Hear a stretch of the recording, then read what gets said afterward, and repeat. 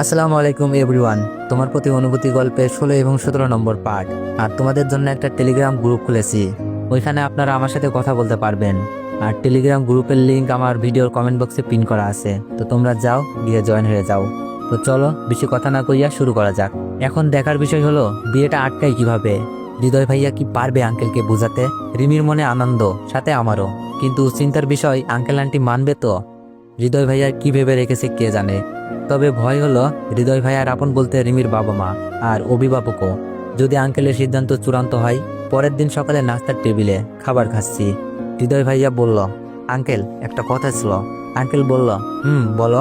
হৃদয় বলল, আঙ্কেল আমার মনে হয় এখন বিয়েটা না করাই ভালো হবে। আঙ্কেল বলল, কেন? রিমিকে তোমার পছন্দ না? হৃদয় ভাইয়া বলল, না মানে আসলে আমি তো মাত্র পড়ালেখা শেষ করলাম, আর রিমির তো পড়ালেখা অনেক বাকি রয়েছে। রিমিও পড়ালেখা শেষ করুক, আমিও কিছু একটা করি,